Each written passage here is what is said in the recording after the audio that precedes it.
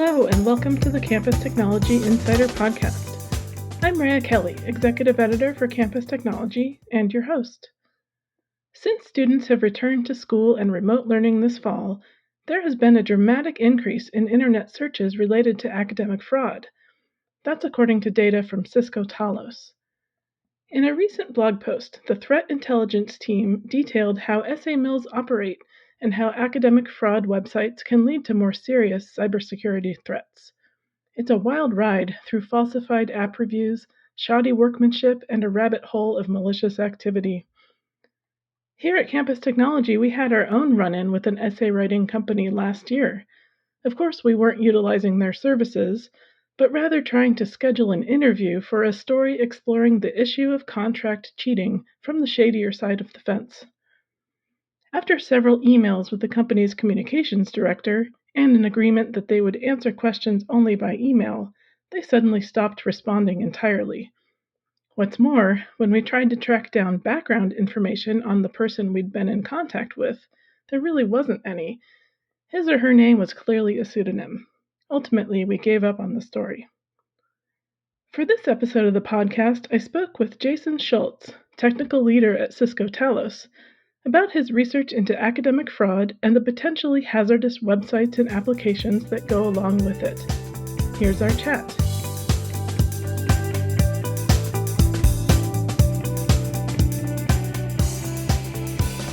Hi, Jason. Welcome to the podcast. Hi. So to start, I thought maybe you could just explain your role as a security researcher at Cisco Talos. Yeah, certainly. So I've actually been with Cisco for quite a while, for about 15 years. I started out doing email security there and kind of moved into engineering, and I built some of the security features that drive some of our technology.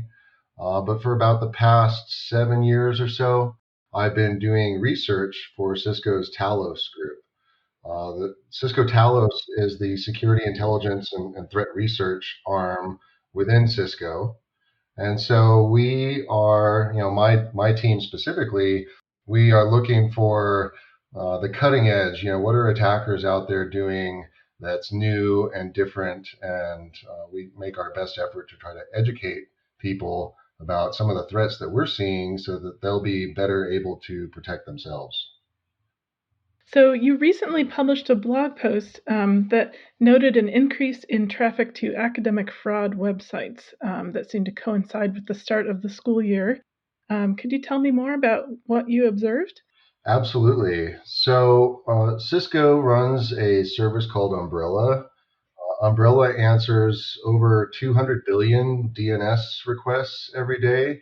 So if you're not familiar with DNS, every time you type in a name in your web browser, like cisco.com, your web browser will ask a service similar to Umbrella, what is the address of that domain name? And so you will get a numeric address, and that tells your computer where to go to receive the content that you're looking for. So we process, as I said, over 200 billion DNS requests every day.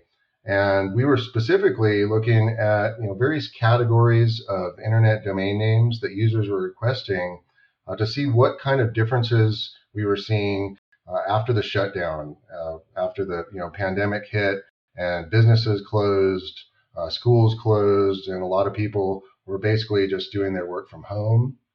And so we started looking at some of the names that people were looking for. And as you might imagine, during the shutdown, we saw spikes in requests for things like do-it-yourself projects or personal VPNs and things. But one of the categories of domain names that we saw that caught our attention was academic fraud. Now, we saw in March when most schools closed down, the incidence of requests for academic fraud related domains declined, and then it increased in August as students returned to school, which is to be expected to some degree, right? These are kind of seasonal types of requests that we observe. However, when we looked at the data from the previous year, from 2019, it turns out that in 2020 we saw a 4 times increase in the number of academic fraud domains that were being requested. So that was a little bit alarming. It tended to, it signaled to us that this is a problem which is actually getting worse. Do you think that it's connected to the increase in remote learning that we're seeing due to the pandemic? I definitely do. There are more students who are learning virtually by computer, and just by the nature of them being on the computer and navigating around to various websites or search engines, they may come across some of these academic fraudsters. And the academic fraudsters themselves are getting better at being able to target students with their content. For example, on social media, if you go on Twitter and do a simple search for the word homework, you can find dozens of accounts on Twitter that have tweets that offer help doing your homework. All you have to do is send them a direct message to get started. You go to Google and do the same kind of thing, and you'll find thousands of websites that are offering, sort of pay for homework services. And then lastly, you even have some of these academic fraudsters, as we noted in the blog post that we published. There's free content that they're giving away, and many academic institutions we saw were actually linking directly to some of these fraudulent sites. Right? We saw links coming from UCSF, from Harvard.edu, pointing at some of these domains that we were classifying as academic fraud. I understand you actually went through the process of ordering from an online essay writing service. So I'm just curious how that worked.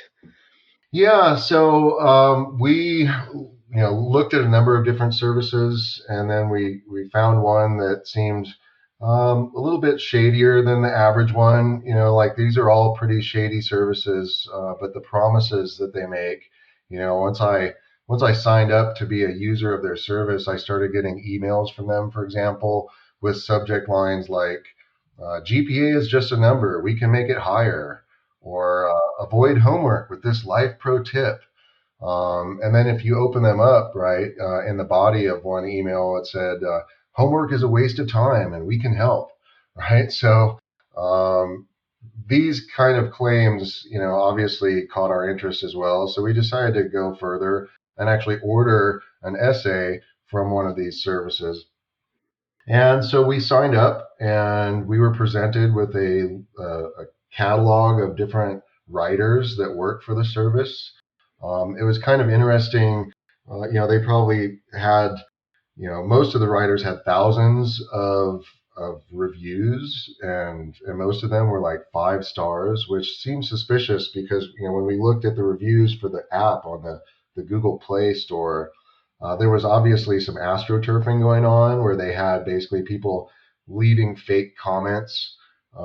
These were not real users of the service. And so we were pretty suspicious about the rankings for the writers as well. But we eventually found a writer who specialized in computer science.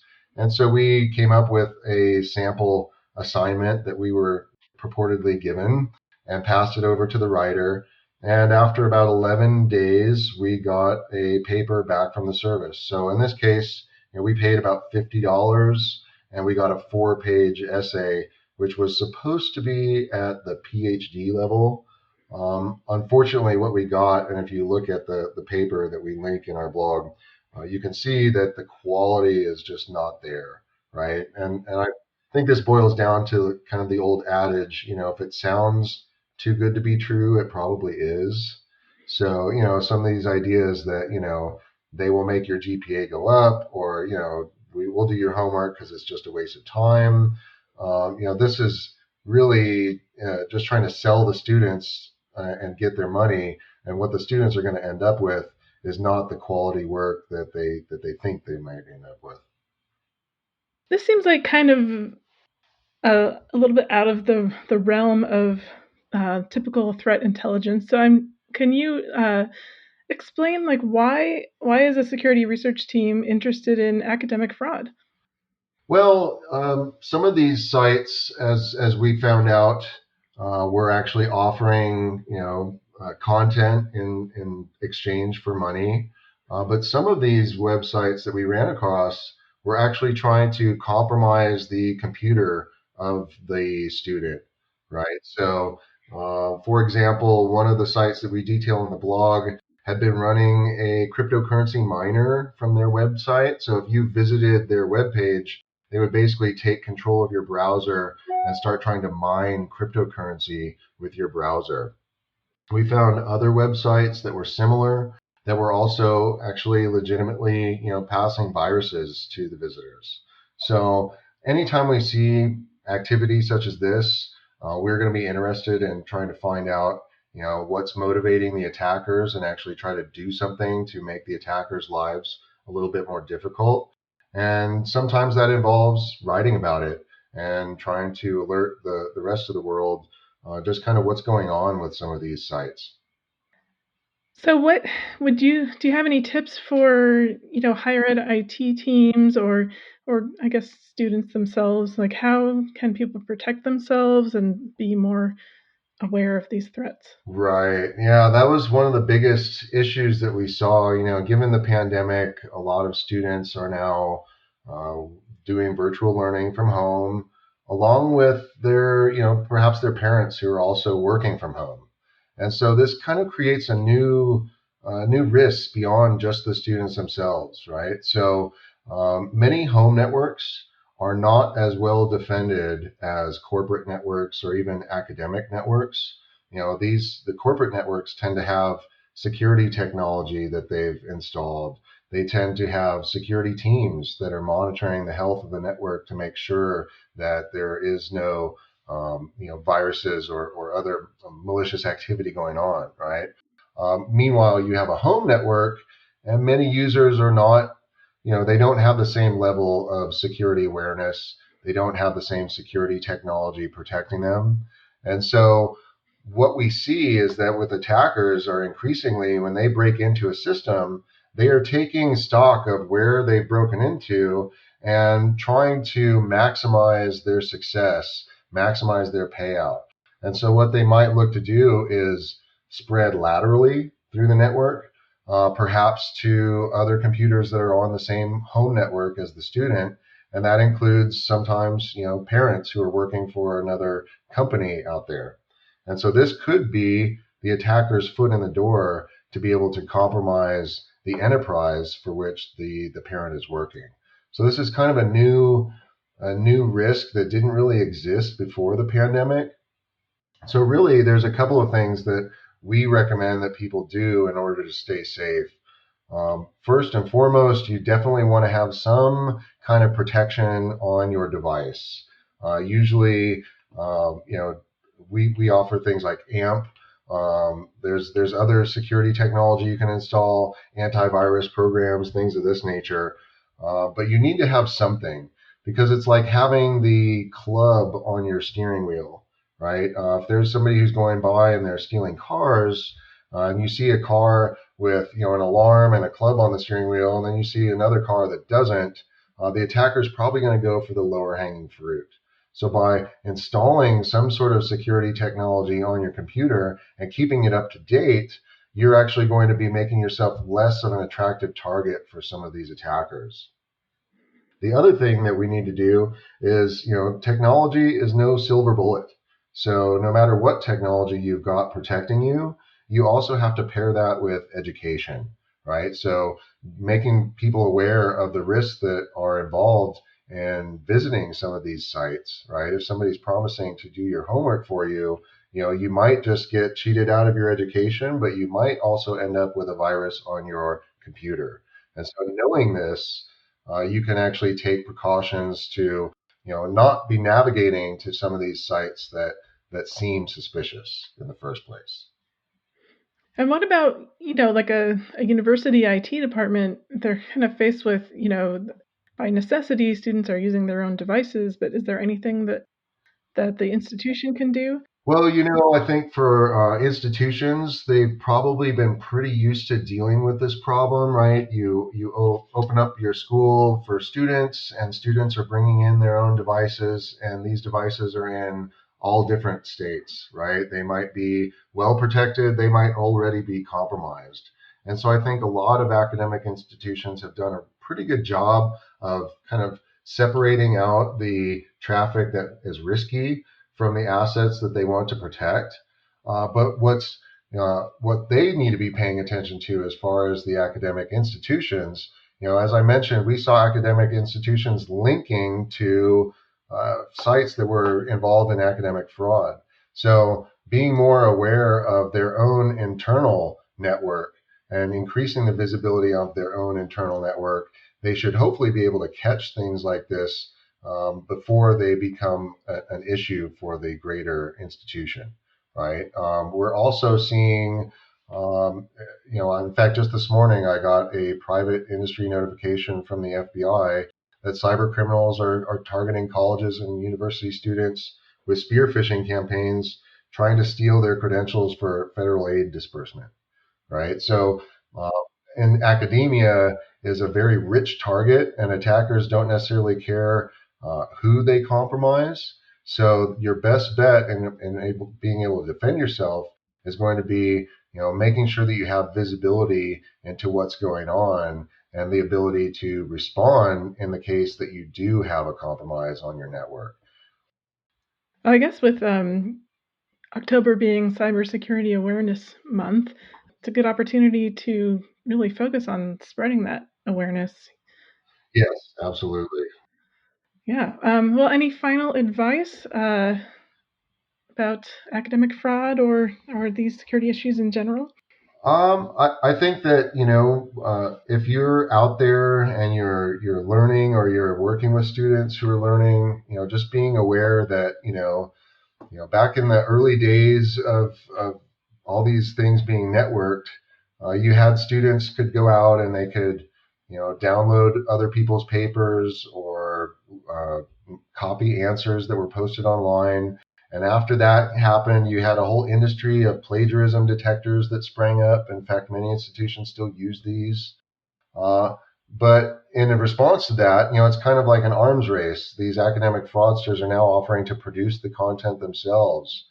But if you're asking someone else to do your learning for you, you're really, like I said, at best you're cheating yourself out of an education. But at worst, you're exposing yourself and anyone you share a network with possible compromise, and that knowledge. Hopefully, we can spread that knowledge so that folks are going to take precaution, take steps to be able to protect themselves, and that's really our mission inside of Talos Outreach. All right. Well, thanks so much for coming on. Yeah, I appreciate you having me. Thank you, Ria.